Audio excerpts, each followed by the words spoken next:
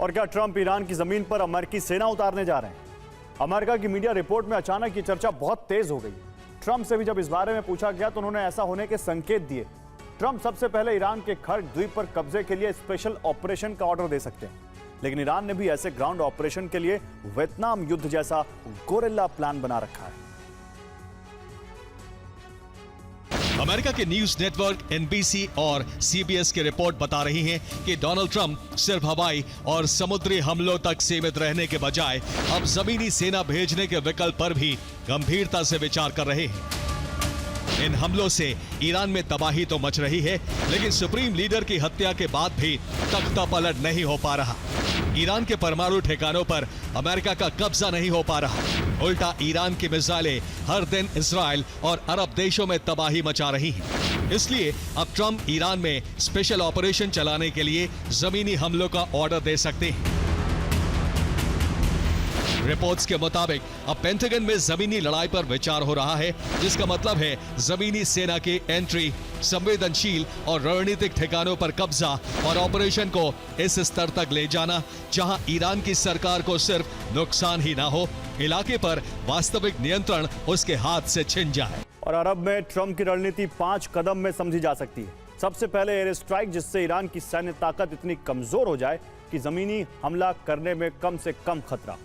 इसके बाद नौसैनिक दबाव, ईरान के वॉरशिप को हमला करके डुबोना ताकि समुद्री रास्तों पर कंट्रोल बनाया जा सके और ईरान की मूवमेंट सीमित हो जाए। तीसरा कदम, खर्क द्वीप पर नियंत्रण। यहां वार का मतलब है सीधे मुस्तबा सरकार की कमाई पर चोट, यानी आर्थिक नाकाबंदी। चौथा कदम, होर्मुज स्ट्रेट पर कंट्रोल, जहां से दुनिया की बड़ी तेल सप्लाई गुजरती है। यहां दबाव बनाकर अमेरिका ग्लोबल लेवल पर असर डाल सकता है। पांचवा और आखिरी कदम, स्पेशल ग्राउंड ऑपरेशन, जहां मरीन कमांडो ईरान में अंदर घुसकर परमाणु भंडार तक पहुंचने और कब्जा करने की कोशिश कर सकते हैं। अब ट्रंप के खर्क प्लान को समझिए। अगर खर्क पर कब्जा होता है तो ईरान का तेल निर्यात बंद हो जाएगा। तेल रुका तो कमाई रुकेगी और कमाई रुकी तो दबाव बढ़ेगा, और यही दबाव ईरान को होर्मुज खोलने के लिए मजबूर कर सकता है। पहला संकेत, ग्राउंड ऑपरेशन के लिए 2500 मरीन कमांडो मध्य पूर्व भेजे गए।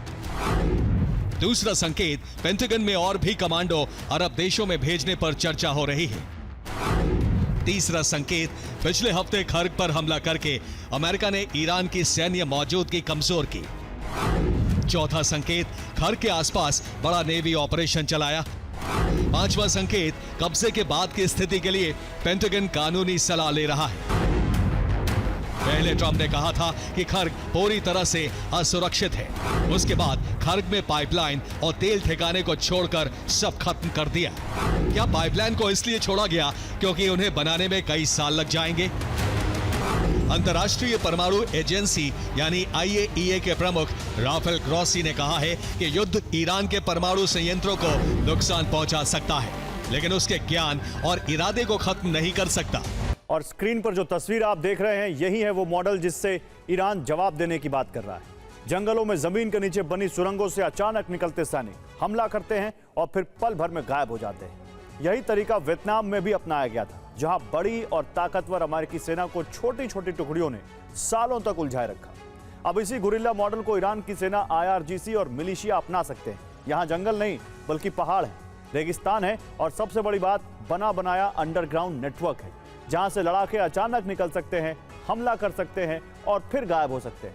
हिट एंड रन अटैक, यानी अचानक वार और फिर तुरंत पीछे हटना।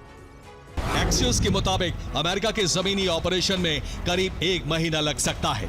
ग्राउंड ऑपरेशन तुरंत नहीं होगा, उससे पहले ईरान की सैन्य क्षमता को बहुत कमजोर किया जाएगा। IRGC के कमांडर कई बार कह चुके हैं कि वो अमेरिकी सेना के ईरान की जमीन पर उतरने का इंतजार कर रहे हैं। अगर जमीनी स्तर पर कब्जे की कोशिश हुई तो जवाब वियतनाम जैसे गुरिल्ला मॉडल में मिलेगा। ऐसे गुरिल्ला मॉडल के लिए ईरान के पास वैसी जमीन भी है और लड़ाके भी।